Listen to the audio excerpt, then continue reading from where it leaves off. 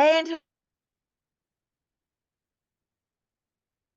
hello and welcome along. Hi, it's Kathy Frey here, which is with Emily, and so pleased to have you along. This particular topic is very, very close to the bone here for a lovely PowerPoint presentation that she's going to share with you today, and there'll be plenty of time for any questions of anybody who's here live. Emily, say a quick hello. Hello, everybody. Thank you for having me, Kathy. It's so nice to be here again.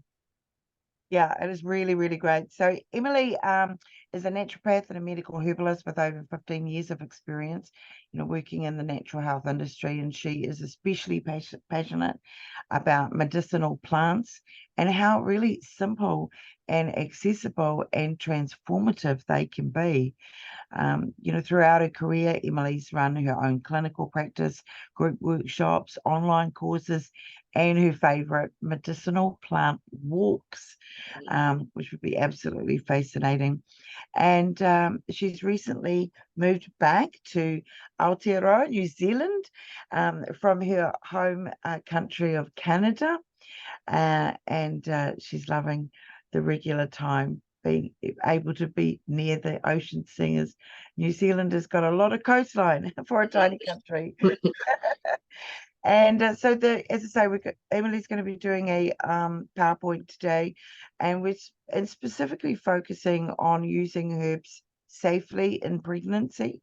And there's been a lot of research done over the years, probably about over 20 good, robust studies asking about the topic of how prolific it is for women to use natural therapies in pregnancy. And it doesn't seem to matter where you are on the planet or what your demographic is. Consistently, around 2/3 of pregnant women will use natural medicines. And yet, we hardly talk about it.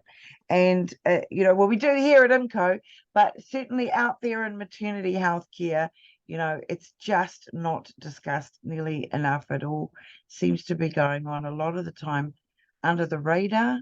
And yeah, the goal is in if some decades to come, and hopefully not a whole other century, but in some decades to come, it will all become so normalized.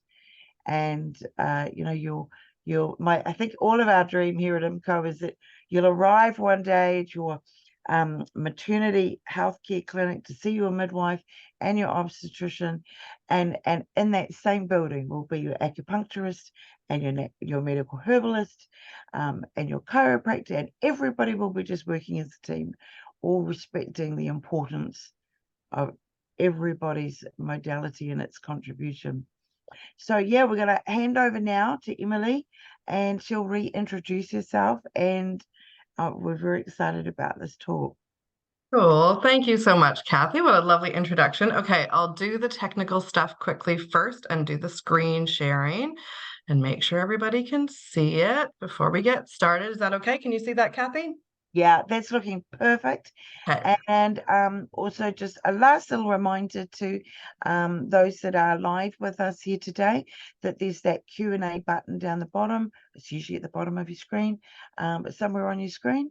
And so if you've got any questions for Emily, don't hesitate to put them up, and I'll make sure that we definitely get them covered off before the end of today. All right, so I'll hand over to you, Emily. Well, thank you. Okay, so today our chat is about using herbs safely in pregnancy, about traditional plant medicine for pregnancy. Make sure this is clicking along. Cool. So this was sort of my synopsis for this class when Kathy was asking about it. This idea that trying to get a straight answer around the safety of herbs in pregnancy is really difficult, that there is no overall consensus, and the internet is really awash with conflicting information, because what I wanted to provide today was a list. I wanted to give you a list of here's the herbs you can use, here's the ones that are unsafe, but it actually just isn't that simple. So what are we to do? Are we avoiding herbs altogether then? And I think, like Kathy said, the fact is that people, when they're pregnant, are using herbs. And so it is sort of in everybody's best interest that we have have a way to evaluate their safety. But we also don't want to like just throw caution to the wind and ignore the internet safety concerns and totally recommend them anyways, despite these, warnings that we might see. So my goal today is to see if there is a balanced approach, the way that we can look at this topic that takes into the considerations both the risks of the pregnant person's health condition and the risk or benefit profile of the plants themselves, and also the risk benefit profile of the alternative, pharmaceutical medication that might exist. So this is me. I'm Emily. I talk with my hands a lot. Like Kathy said, I'm a naturopath and a medical herbalist. I have over 15 years of experience these days somehow in the natural health world. My goal is to really take a balanced and evidence-based approach to all the areas of my work in my life. And I really believe, and I have seen a lot, that medicinal plants can play a beneficial role in the health of people and the planet. I'm also a parent, so I have a daughter named Ivy, who is named after a plant. No surprises there. And I think ethically, I'm also really pro individualized care. And I'm really pro meeting people where they're at in terms of their resources and their time and, those kind of things as well. Couple declarations. I work for Artemis, which is a traditional plant medicine company based here in New Zealand. And so my time to write and present this topic has been paid for by them, but the information and opinions are based on my own research and experience. So what are we going to talk about today? We'll go into why it's so difficult to get a straight answer around this topic. And then the bulk of this talk is really going to be about what kind of criteria can we look at when assessing the safety of herbs in pregnancy. Because like I was saying, what I wanted to give you was a list, but there are like millions of plants in the world, and there's so much that is yet to be discovered. So there's actually no real practical way that I could say these are the plants that are safe and these are the plants that are not, because that's like encyclopedic knowledge and we actually don't have that information straight anywhere. We will talk a little bit about some herbs that are commonly used in pregnancy, things that I think that I'm very comfortable using, a little bit of info on where to get more help or information on this topic, a couple of resources, and then time for questions, hopefully at the end. And if you think of something later, I've also included my contact details at the end of this, so you're more than welcome to flick me an email as well. Okay, so why is this information so conflicting? So I think one of the biggest points is that there isn't really an agreement on what constitutes evidence. And I'm just going to read, because I had a really nice quote here that says, most of what is currently known about herbal use during pregnancy is based on a significant body of historical, empirical, and observational evidence. And then we also do have some like in vitro studies, some animal studies, and human clinical trials are increasing as well. But a lot of that is still really in its infancy, and it depends on which plant we're talking about as well. And so while we do have a growing body of modern evidence for medicinal plants, as you're probably aware, as maternity healthcare providers, there are a real lack of things like randomized clinical trials on humans for both herbal medicine and pharmaceutical medicine because of ethical concerns, right? We don't want to do randomized clinical controlled trials on folks in pregnancy because of the concerns of ethics. So it's a real gap. And I think that's an important thing to sort of talk about, because if we have this standard that we want people to have randomized controlled trials for all of their medicines, we need to admit that a lot of the pharmaceutical medicines also don't have that kind of research. So I think that's an important sort of thing to talk about. Actually, I wouldn't mind jumping in here, because Please. I'm really passionate about what you were just talking about. As a midwife, we get those questions all the time. Is this safe? Is this supplement safe? Is this safe? Is this safe? And we have to answer that same question all the time. It's not ethical to run trials to find out if a particular pharmaceutical drug or a particular medicinal herb is going to harm a baby, right? No university ethics committee is going to approve the study. No mothers are going to want to participate in it. Absolutely not. Right? But so it is it's probably good to just throw in there, I'm not going to keep interrupting you, but this is such, it was just that it's so relevant. Yeah. And it is the same with all the medicines that we prescribe within maternity health care, and they've never been trialed to say that they're safe, because that's not ethical. The reason that those the pharmaceutical medicines are prescribed is because over a long time, there's been this huge amount of retrospective or anecdotal evidence that's accumulated that shows that chances are they are safe. Yeah. Yeah. Right? And Yeah. when you look at all of obstetric care around the planet, it's actually a pretty narrow sort of list of pharmaceutical medicines that are handed out confidently. So if you, for example, have a UTI in New Zealand or England or South America or North America, chances are it's the same antibiotic that's probably being prescribed, kind of thing. So so although we do prescribe pharmaceutical medicines, as I say, it's a narrow list that kind of gets used, and it's stuff that's been used on not hundreds of thousands, but literally millions and millions of women, and doesn't appear to cause any harm. I think and that's exactly it. And that's the same thing with the herbs. And that's kind of what I'm talking about, right? And so what we Exactly. can do is we can look at this very long standing, and this is like, not 150 or 200 years that I'm talking about. This is hundreds or thousands of years Thousands of of years. of That's that right. same kind of empirical evidence that's been passed on, this observational, okay, people have been taking it, we're comfortable that it is safe, and so we can carry that through. And that's kind of what Exactly. I'm And going yet to talk about. And I've got a few illustrations around that as well. yeah, with this kind of a double standard going on, that there's this implication that because double blind trials has not been done on herbalism, that it can't be proven to be safe. But we haven't been doing double blind trials on pharmaceutical drugs either on maternity health care, right? Exactly. Yeah. Exactly. Yeah. Anyway, I'll Yeah. I'll, I'll zip up now, because otherwise I We'll could just chat. That's ages on okay. this. Yeah, no, that's great. And I'm really happy to hear that this feels really relevant to you, because that's my goal, right?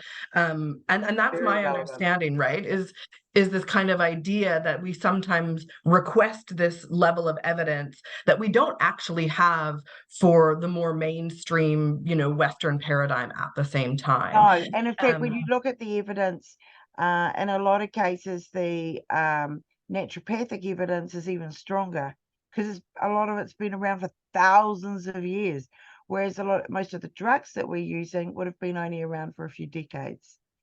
And yeah, so particularly when you're looking at, your Indian Ayurvedic and your traditional Chinese and your older European, I mean, thousands and thousands of years of use. So yeah, And I think it's fair that it's tricky though, because yeah. in our training now, and because we sort of had this bit of a cutoff of like when traditional medicine sort of became considered an alternative, right?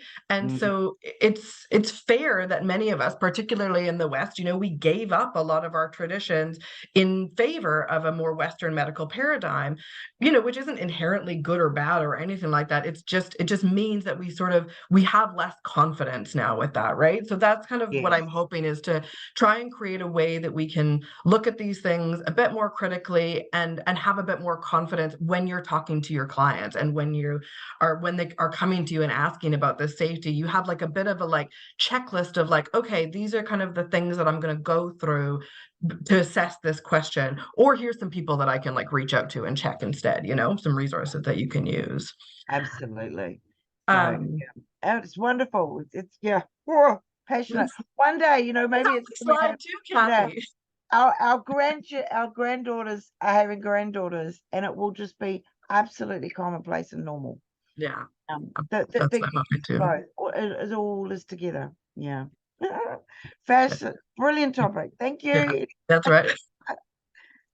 um It's great. I say it's only slide 2. So yeah, so the other kind of thing is this idea of differing paradigms, which I've sort of talked about a little bit as well. This kind of idea that, food and traditional medicine sort of sit alongside each other versus this pharmaceutical model. Um, most herbs, that particularly ones that are commonly used, have a very high safety profile and very little evidence of harm. And because they do sit more alongside that sort of food usage, and have traditionally been sort of part of a daily diet rather than maybe an acute treatment, it's a different sort of paradigm versus a pharmaceutical, which is novel to the body, right? So rather than just lack of harm, we often want to see proof of safety, which is sort of like a different level of evidence. But like we were kind of saying, before, that that oftentimes, particularly in maternity care, we don't actually have that evidence for a pharmaceutical model anyways. And I think the tricky part is that if we apply this pharmaceutical lens to medicinal plants, because they often don't have that same level of evidence, we end up with these cautions that you might find, say, like in MedSafe or on the FDA or in Health Canada, or depending on where you are, that just says not enough evidence for use, avoid. And I think that's problematic as well. I think another reason it's so conflicting is that there's kind of a bit of a lack of understanding, maybe from like a governmental level or like within the medical community, around the nuance of medical plants. Things like extraction methods and dosage really makes a difference.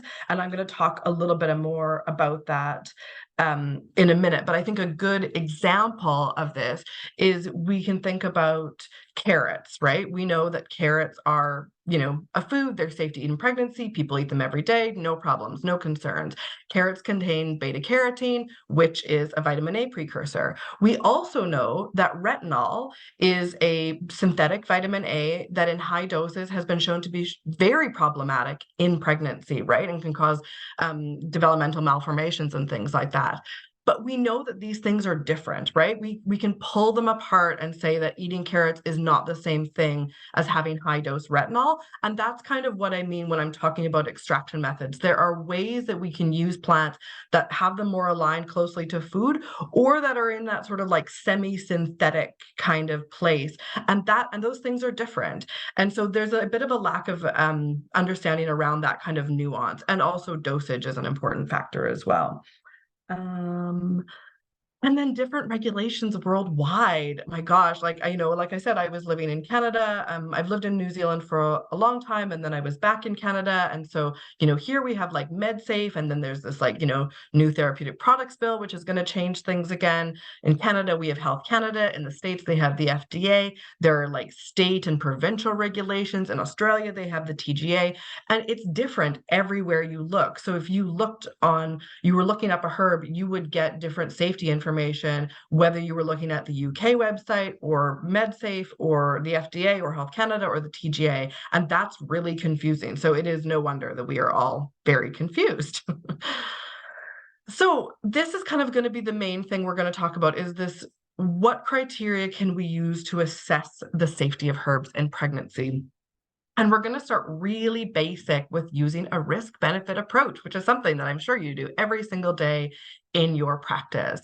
So like all prescribing, we want to take into consideration, our general knowledge, the knowledge that we have about the safety of the individual herb, the severity of the symptom or condition, and the safety of the corresponding conventional medical approach. Because again, lots of pregnant folks will experience like minor symptoms that, that a natural option might be a safer or gentler approach than their pharmaceutical counterpart. And so, that's an important aspect. I'm just going to look at my notes. And then we're also going to look at the individual person. Does this person have a history of miscarriage of unknown cause? Do they have a history of like lots of sensitivity or allergies to foods or plants? That's going to increase their potential to have an allergic reaction to a medicinal plant. And so in those cases, I would probably recommend working with somebody. If somebody has this kind of like these sort of red flag concerns, it's not a safe place to hang out and play unless people are being really well monitored, which I mean, you guys are obviously monitoring your clients, but I just mean like from a herbalist perspective, it might be worth having somebody on your team kind of who can help you with that, which I said there. Okay, so number one, risk benefit approach. Number two, we're going to clarify the possible concern. And I think this can feel a little bit confronting, particularly to pregnant folks. If you're anybody is on this call, just kind of be mindful that this like could be a little bit triggering. Because I think what happens is, particularly when we're thinking about things like the safety of plants, if we're not super familiar with medicinal plants, it just becomes this kind of like vague, amorphous concern. So I think if we clarify what we're really worried about, it can help us to kind of go through and again, like have a bit of a checklist when we're looking at the plants. So are we concerned about toxicity to the mother or child? This is a pretty easy one to like scratch off the list because unless you're using known toxic plants, which like you're not, I promise. I'll list a few names of them. They always sound like they're from like Harry Potter, things like bloodroot and stuff like that. We're not using those plants. Most medical herbalists and naturopaths are not using toxic plants because they tended to be plants that were used for acute and serious issues kind of back in the day before we had a more acute medicine, before we had like, pharmaceuticals and surgery that, could deal better with those acute or severe situations. So toxicity is, definitely a concern, but for the vast majority of the plants, it's not going to be something that you need to be concerned about. Are we worried about developmental malformations? Again, this is a pretty low risk for the vast majority of medicinal plants. And for the very commonly used ones, particularly in pregnancy, we often do have some animal studies, unfortunately, but we do have some like toxicity studies, animal studies that look at malformations.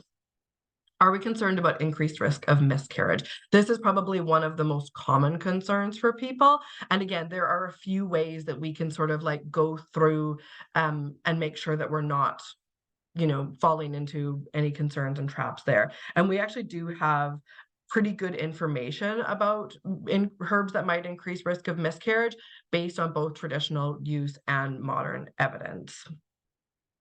And some of those things actually, just before I go on, some of the things that we're going to do to avoid that increased risk of miscarriage are things like avoiding strong laxatives, which I'll talk about in a minute, and avoiding herbs that like are known to bring on menstrual bleeding.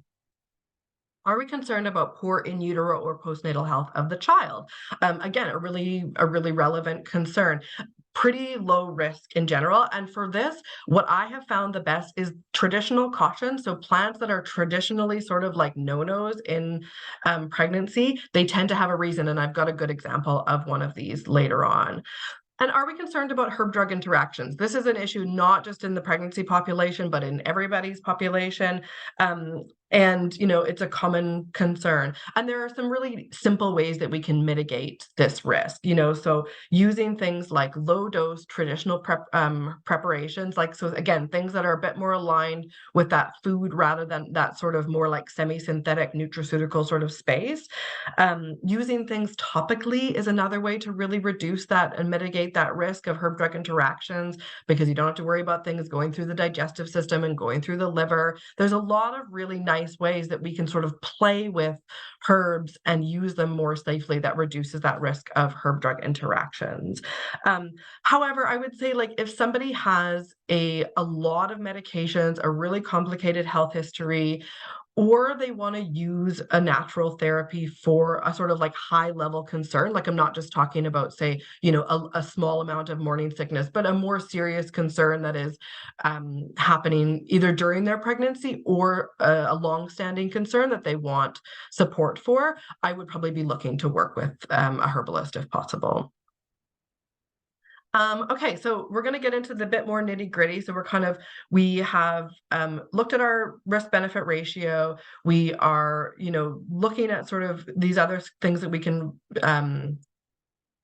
clarifying that possible concern. So now we're going to get more into the nitty gritty about what sort of things we want to look at and what we want to avoid. So we're going to avoid known toxic herbs. We're going to avoid strong laxatives, and we're going to avoid this group of plants called emmenagogues, which are the ones that bring on menstrual bleeding.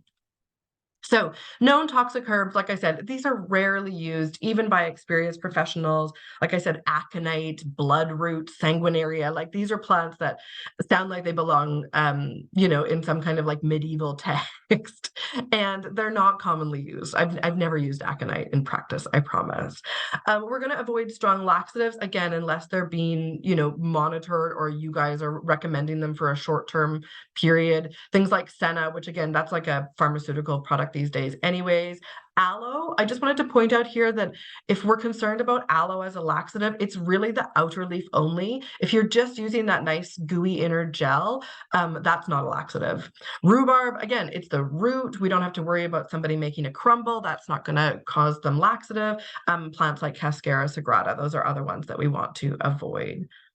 And then emmenagogue. So these are the herbs that stimulate blood flow to the uterus and pelvic area. Obviously, we just don't want to stimulate anything in that region too much, right? So these are plants that we don't commonly use that much, or that are they're very like practitioner only sort of plants, as in they're not commonly found over the counter in a health shop. Tansy and rue and pennyroyal, things like that, they're often not found very easily. You'd need to like know where to get these plants. Sometimes we see plants like that have a bit of a circulatory support get an incorrectly slapped on label of an emmenagogue. So things like peppermint and ginger sometimes come up in these lists of unsafe herbs because they could be an emmenagogue. But in practice, we know that that little bit of circulatory stimulation is not the same thing as bringing on menstrual bleeding. And so I would say if you have been in practice for any length of time, you have probably come across somebody or maybe even recommended ginger for first trimester morning sickness. It generally is considered a very safe plant to use for that situation. Okay, so other things that we can look at, we can avoid super concentrated compounds and essential oils for internal use. And obviously I'm going to talk about carrots again because I put a carrot meme up about getting peeled, which I thought was quite sweet. So this is probably like the most technical, heavy slide in the whole lot. But if I say one thing in this whole presentation that you listen to, this is the moment. Because a plant is not a vehicle for a single compound. So what this is about is that we sometimes see safety data for plants extrapolated from research on single compounds, and it's just not the same thing. So this again is the retinol carrot conversation. That's why the carrots are in this slide. It is that beta carotene from a carrot is not the same thing as high dose synthesized retinol, right? And we see this reasonably regularly. And I'll talk a little bit more about how we can kind of pull this apart. Another good example of this is theophylline versus black tea. You've probably never heard of theophylline. It is a compound that is found in black tea alongside, many other hundreds of compounds that are in every plant. So theophylline is a medicine that we've found that it's in black tea. It's found in green coffee, cocoa, mate leaves, things like that. And it's a bronchodilator. So what they found is, when they were looking down the microscope, they found that this one compound that is found in black tea, called it theophylline. And when we synthesize it and use it as a medication, and this actually is used as a second line medication for things like COPD and asthma. So it acts as a bronchodilator. It has a pretty narrow therapeutic window, so it's not used very often. And it has some pretty gnarly side effects. So some of the side effects can include nausea and vomiting, headache, increased stomach acid secretion, reflux, and in severe cases, they've seen seizures and cardiac arrhythmias occurring as well. So we have this drug, theophylline, and we know that people can drink black tea. And we know that these are not the same things. We know that black tea in regular consumption, the entire, population of England survives on black tea alone. And they are not a population that is having seizures and cardiac arrhythmias from drinking black tea. It's not the same thing. And so this is what we see sometimes is safety data on plants coming from these single compounds, but a plant is not a vehicle for a single compound. A plant is a whole complex being that contains lots and lots of different things, and it's just not the same thing. So it's just worthwhile pulling that apart. So I guess where I would say is, like, if you're ever kind of like looking in some information about, herb and their safety in pregnancy, if they start talking about, a single compound that they did research on, and they found that in high dose, intraperitoneally or intravenously injected into rats, it caused these issues. I just want you to like really stop and be like, is that how we use that plant? Is how much of that compound is in that plant? When we look at other traditional cultures, do people commonly consume that plant? Are they having that same issue? It's like those kinds of questions that I think are really important. And I think, again, like that retinol carrot is a really easy way to remember this, because it's a very relevant comparison. And because carrots are such a common food, we know very comfortably that it's not a concern. Anything else I want to say on that? Nope. Essential oils should not be taken internally other than in like amounts that are, reasonable for food flavoring. And I just that's my MO all the time personally, because essential oils can be a little bit corrosive or caustic on the, esophagus. And again, like sometimes we do see safety data for whole plants extrapolated from their essential oil compound, because essential oils are pretty easy to isolate, and we kind of can see that they do cool things. And so sometimes we get information about how plants work from their essential oil component. But again, that's not the only thing that they'll do. And a good example of this is chamomile. So, chamomile only contains 0.5% essential oil, but so the pure essential oil is 200 times stronger than whole plant chamomile that you might, make a tea out of or something like that. And I have seen chamomile on the possibly unsafe avoid list during pregnancy, which is wild, because chamomile is like one of the most safe plants. We give it to infants all the way to the elderly. It's almost universally considered very, very safe. But there is a component within the essential oil called azulene, and that component has been shown to be unsafe in high doses. But again, so if we're talking about chamomile as a whole, the essential oil is 0.5% of the whole plant, and then azulene is a component of the essential oil. How relevant is that? How clinically relevant is that? I would argue it's not. And one of the things that I'm going to talk about in a minute is about, trusting that sort of traditional usage and marrying it with modern research, and how those things can either be confirming or they can give you sort of a bit more of a critical lens. So, for example, if we see something like chamomile, which has been safely used in many cultures for a very long time, very regularly, for all ages, for all the life stages, including during pregnancy, and then suddenly we've decided that it's unsafe because of data that we've extrapolated from like a small component of it, that's not that relevant. That's where I get really kind of like, ooh, that doesn't add up.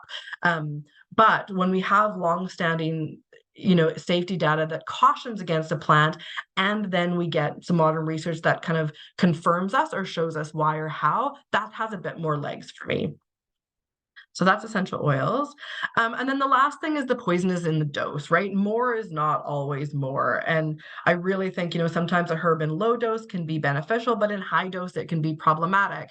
And when I'm talking about high dose, it's generally like 3 grams or more of a single herb per day. Sorry, I'm just gonna have a drink. And I think, sometimes it's confusing about like what the actual dose of something is. If you're looking on the back of a product and there's kind of weird extraction methods and it's licorice 10 to 1, da da da. One of the most simple things that you can do, and I would say most companies in New Zealand, you can do this pretty easily with, is contact them and ask them what the equivalent whole herb is. That's the kind of information that you want. You want to know if it's less than 3 grams in that product in a dose, so that you can kind of make the call that way. Okay, and then we're going to look for traditional extraction methods, such as this lovely lady using lavender topically. Here's a nice idea. So tea is one of my favorite ways to use herbs, and in pregnancy, I think it's such a gorgeous way to do it. And I think tea is a funny one because people either like they think it like does nothing, or again, we have this kind of double standard with herbs where like they don't do anything, but they're also possibly unsafe, which I always find such an interesting game. But tea is I talk about tea as a hot water extraction because what we're doing when we're making a cup of tea is we're extracting the water soluble compounds from that plant. And you get this kind of very food like form of using medicinal herbs, but with really high quality plants, it's very effective. And I think the easiest way to convey the efficacy of this is by thinking about coffee, because coffee is a hot water extraction of a roasted bean that we all drink every morning, some of us too often, and we have all felt the chemical compound caffeine in our bloodstreams first thing in the morning, right? Never mind that coffee contains a whole host of other antioxidants and compounds and things like that. We all know what caffeine feels like. And so, if we think about tea in that same way, we can think about that hot water extraction. And I think, again, when it comes to the quality of plants, we also can tell the difference between that kind of like dusty instant coffee versus like a really nice espresso, right? We know the difference. We can feel the difference in our bodies. And so there is a difference in quality and how effective that can be. But again, you kind of get this more food grade type of activity. So it is a lot more safe. Tinctures are a water and ethanol extraction. Water and ethanol pull out both the water and fat soluble compounds, so you get a really wide spectrum of them. Again, plant is not a vehicle for a single compound. You're going to get a whole bunch of different compounds. It tends to be like a really well-rounded way of getting a lot of different things from a plant. The ethanol content of them, I've had lots of questions about ethanol in herbs lately. Generally, it's considered, as long as you're taking within a reasonable or the recommended dosage, it's not enough ethanol to be a concern. Usually, again, that risk-benefit ratio would say, benefit over risk, but that will be a conversation that you need to have with, your client. And again, if people are avoiding alcohol completely, tea is a great option. But usually it's kind of considered about the same amount in a dose of tincture that you would get from like a ripe banana. That's kind of the equivalent ethanol amount.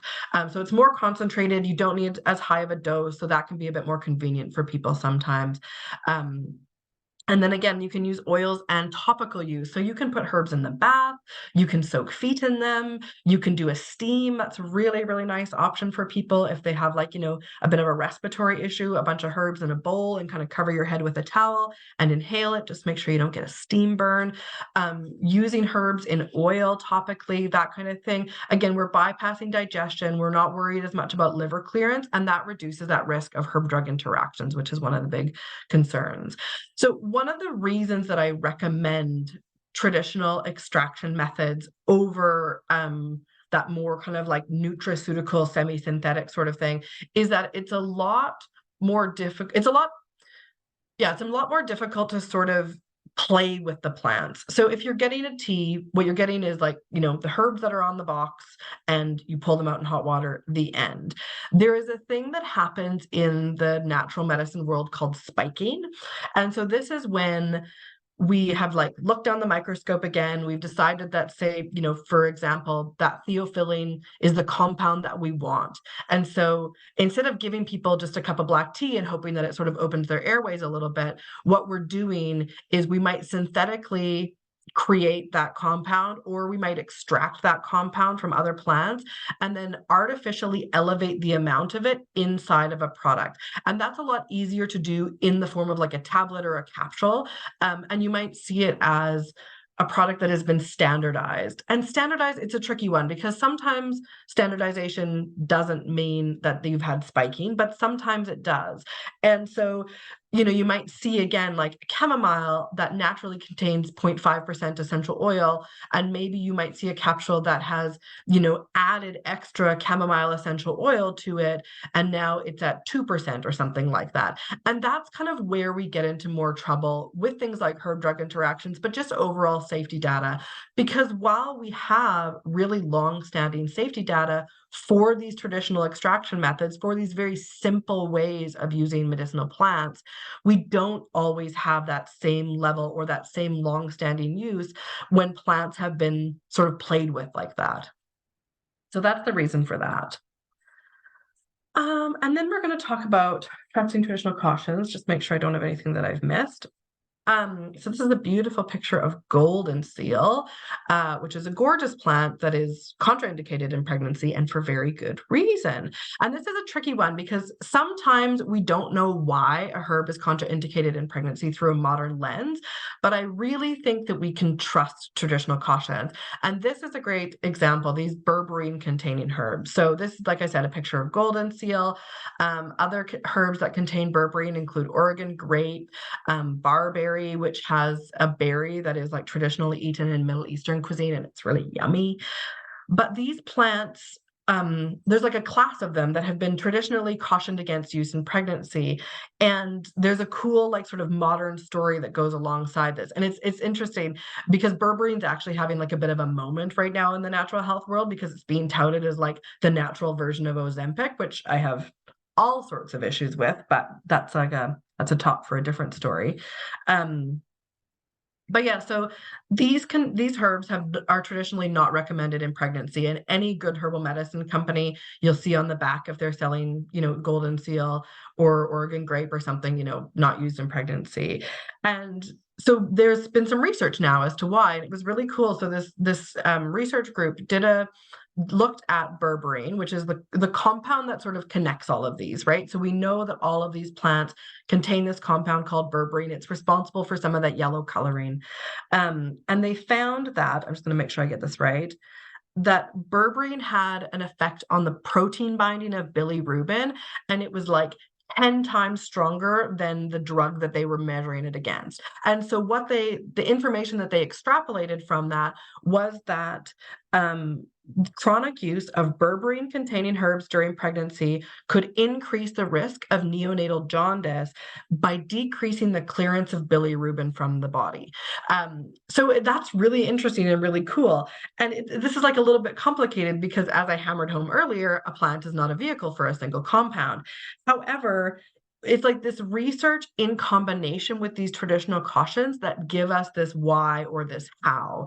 But in contrast, like I said, if a herb had been safely used for a long period of time, and then we suddenly decide it's dangerous, there's something going on there that I would question. So whether that means that, again, it's research-based, extrapolated from single compound that hasn't actually shown to be clinically relevant, or there's something weird that we're doing with the extraction method or the dosage or something like that that doesn't align with traditional usage. So that is a bit tech heavy as well. Sorry, if people have questions about that, we'll go into it. Okay, so that's like the biggest, meatiest, heaviest part of the situation. So to recap quickly, we're going to use a risk-benefit analysis just like we always do. We're going to clarify what we're concerned about.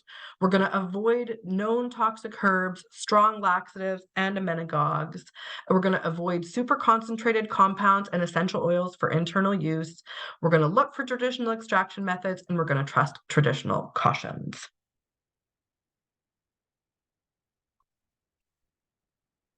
And now we're going to talk about plants for a minute. So I wanted to start, I kind of did it trimester by trimester. So these are kind of things that we can confidently recommend in this first trimester.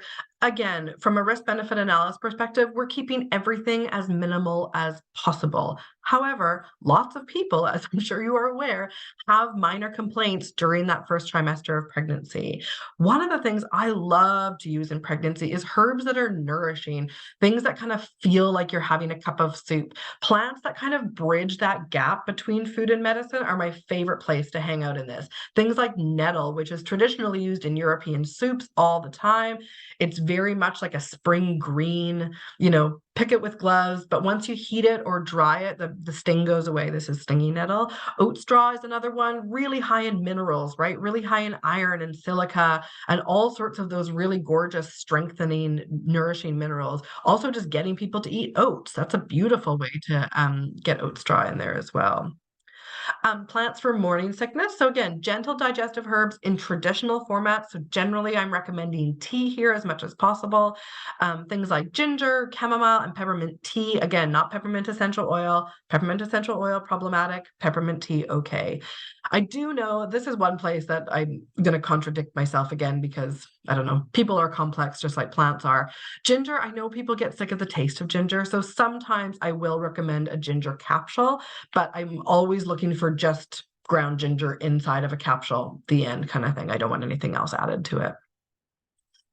Herbs for stress or anxiety support. This isn't like a blanket recommendation. We don't need to recommend this to everybody, but you know, it would be unsurprising if somebody came in and was feeling a little bit anxious or stressed because they're pregnant and their whole life is about to change. And again, so things like chamomile, lemon balm. Lemon balm's another one that's actually beautiful for digestion here as well. Ashwagandha, which is a traditional Ayurvedic herb, used as sort of like a tonic, usually traditionally extracted in milk, actually.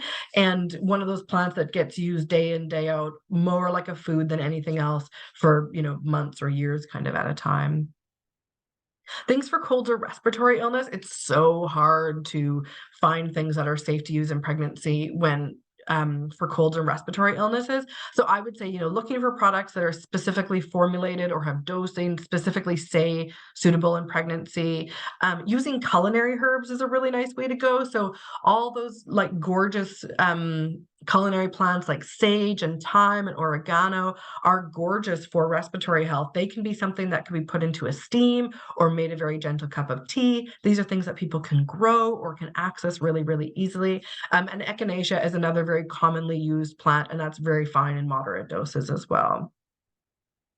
Herbs for threatened miscarriage. This is something I wouldn't play around with and I wouldn't recommend just over the counter. I'd be working with somebody to make sure that someone's monitored. There are plants that people have traditionally used to threaten, to help support miscarriage. A plant is never going to stop an appropriate miscarriage, but there are some things that can be helpful in this case, but I wouldn't mess around with them and recommend them over the counter kind of thing. Second trimester, so we can keep doing all the same things that we were doing in the first trimester if we need to, but we could also consider adding herbs to start gently supporting uterine tone. So raspberry leaf, everybody knows raspberry leaf. Lots of people use raspberry leaf. The way that I've most commonly seen it used, particularly in Canada, was a bit more like high dose at the very end. And what I have seen in the research and traditionally, it's actually a lot more commonly used low dose for a longer period of time. And raspberry leaf has been shown in research to sort of modulate uterine tone. So if it's slack, it will help to tighten. If it's too tense, then it will help to relax. But herbs in general tend to work better low dose long term. They're not an acute medicine for the most part, you know, unless we're playing with like aconite again, which I don't recommend. So I like to start using raspberry leaf at a low dose in that second trimester just to get the body prepped.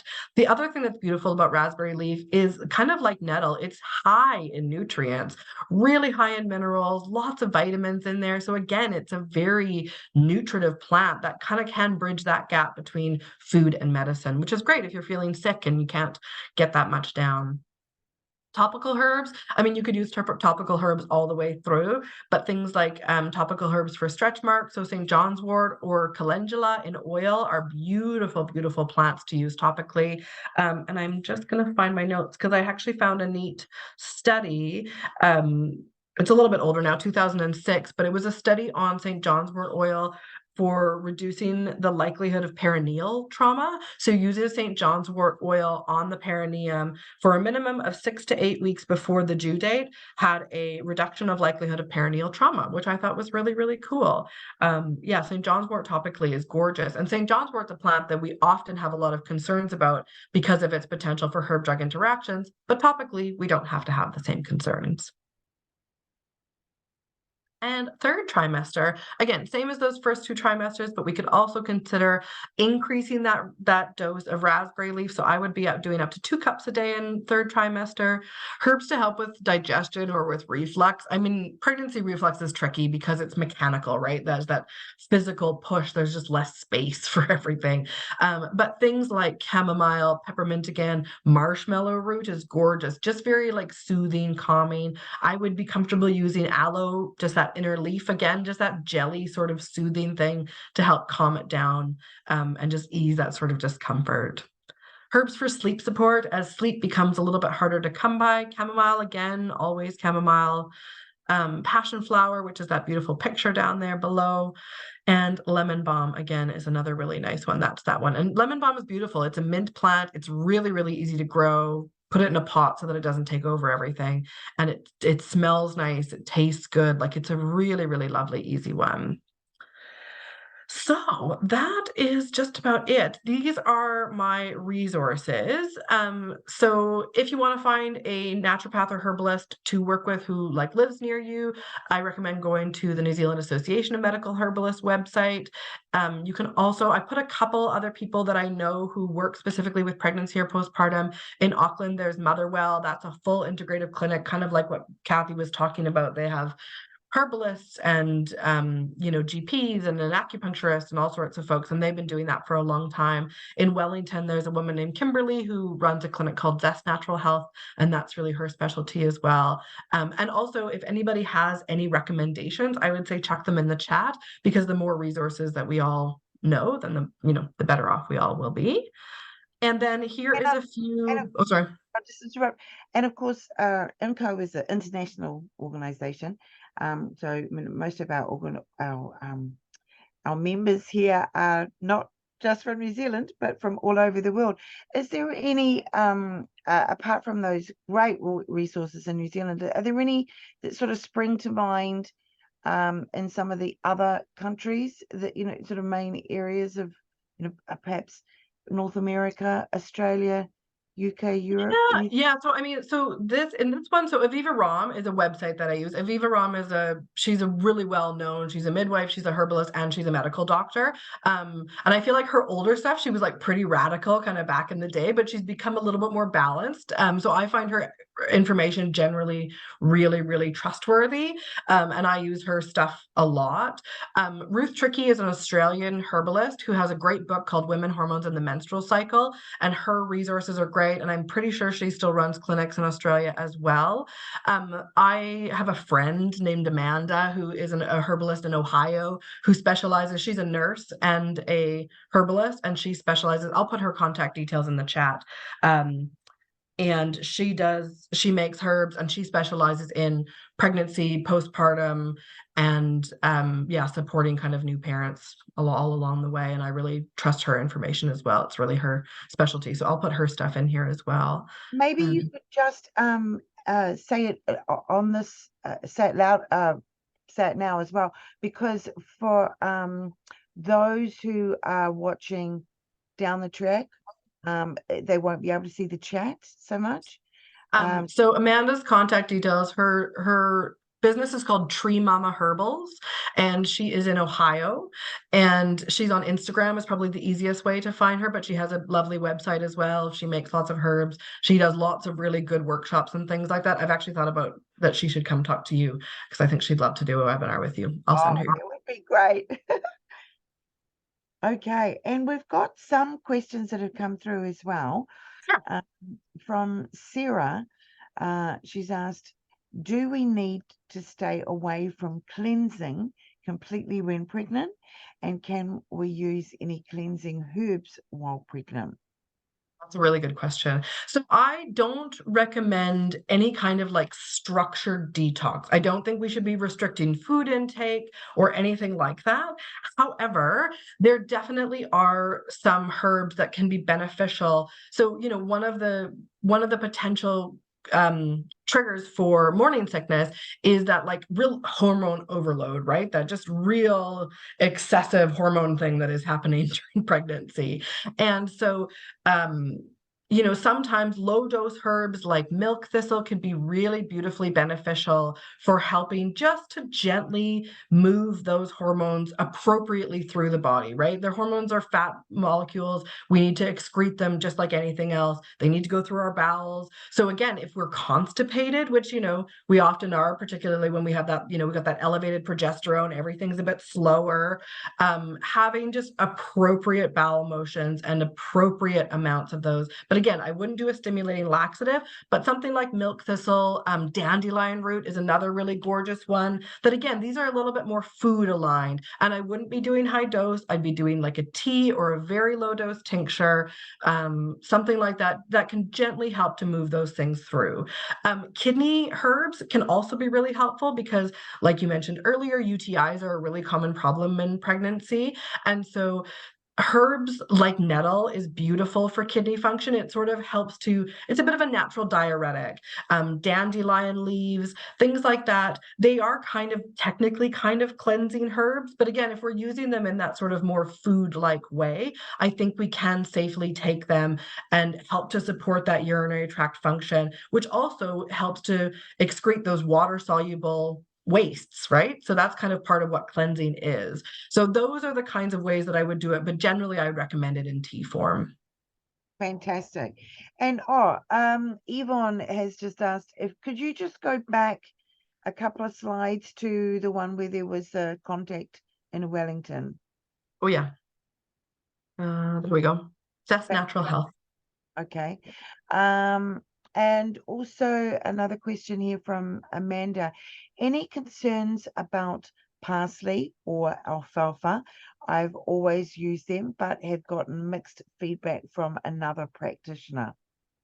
So parsley and alfalfa, they are foods. And I think, again, so the research on parsley and alfalfa comes from an essential oil compound from those plants. So they're part of like a similar kind of family and they have similar compounds. So again, if we're eating parsley and alfalfa in a food source, again, parsley is super high in vitamin C, alfalfa is wildly nutritive. If we are having parsley essential oil, don't take that internally. Just said, I never recommend essential oils internally, but that's where that concern comes from, is that extrapolated data from a compound in those plants, not from eating the whole plant. So I don't have any Right. concerns with those. And as she said, it's that concern has not come to her as a consumer, by something she's read on Google. This is her as a practitioner being mentioned about Confusing. It's another, really confusing. right? Yeah, Yeah. So you're kind of like, it's very okay. hard. It's really hard. So it's putting, as you say, putting it into perspective that it's food sort of version of itself. Yeah. We are getting close to time now. Is there anything else that you would like to conclude with, any other points that you'd like to bring in? I think the thing I don't want people to be freaked out by plants. You know, I want them to be able to feel comfortable using them. And I think that the more that we play in that space of that food versus medicine kind of place, it's the simplest and most accessible and least scary kind of place to hang out in, right? So the more that we do things like add culinary herbs to our cooking, become familiar with them, grow them in our gardens, have a little pot on the balcony, like any way that we can kind of very slowly and gently add medicinal herbs into our daily life, the more familiar we become, the more comfortable we become, and then the more that we can kind of grow on that and see the benefits that they have. And that's, pregnancy and all through the life stages. But yeah, I just want more people to be able to use plants because they are transformational. We do get some amazing results, and they can be really, really safe and effective at the same time and gentle, which is just, it's a hard trio to come by. Yeah, it's just fantastic. You've summed it up so well. Yeah, it's just realizing that it's, yeah, as you say, a study where a particular compound has been extrapolated out and concentrated and used, and that's so different from picking a plant out of the garden and adding it to your dinner. I'll read you one thing because I had these extra notes on raspberry leaf in case there was questions about them. But Okay, I found, before you oh, do, sorry. sorry, just click through to your last slide again, Yep. because that puts up your contact details. Contact details. Yeah, no worries. So if anybody has questions or they want to contact me, please feel free to. That's my work email. That's our work social media, but then that's my social media stuff as well, Pohutakawa Health. Yeah, so I was looking at the raspberry leaf study, just making sure that I had, appropriate information kind of thing. And there was a really big 2021 review that showed all these studies and, basically showed like no harm, no evidence of harm, which is really nice. And some evidence of, shortened duration of second stage of labor, reduced need of intervention, some really nice results, right? But then they were looking at these kind of toxicity studies, and like they were talking about, this study was an animal study that was found where they pulled the active stimulatory components of raspberry leaf. So they isolated them and injected them intraperitoneally. That's not how we use herbs. Like it's an exact example of that. Or another one found that lead extracts created with lead acetate that were injected into, animals. And like, that's again, like we shouldn't be extracting plants in lead acetate. Lead acetate is, a chemical that's used in dyeing textiles and waterproofing. Like it's not something that we ingest on a day-to-day basis. That's not a normal way to intake plants. So that information is not relevant to how humans actually take those foods, right? So it blows my mind sometimes that we do that research. What's the point? Yeah, and then unfortunately, because of Google situation, it just well, the internet in general, it just these things kind of become viral, and Spiral. Yeah. gossip goes through, and that's dangerous. So no, what you're doing is so important, and it's just wonderful to have you here today, Emily. Thanks, it's a treat. The more that we can preach, I know we're preaching to the choir in this environment, but it is a case of just giving everybody more confidence and more confidence and more confidence and more wisdom and knowledge around those topics, to have more confidence. And so thank you so much. Yeah, And thank you so much for having me. Here we always enjoy our live audience. It's appreciated as well. And we know that a lot of you are watching this later down the track. So from here at IMCO, we just want to wish everybody a wonderful rest of the day. And thank you again, Emily, for your time. And farewell for the week from IMCO. So bye, everybody. Thank you so much, Kathy. Take care. Thank you.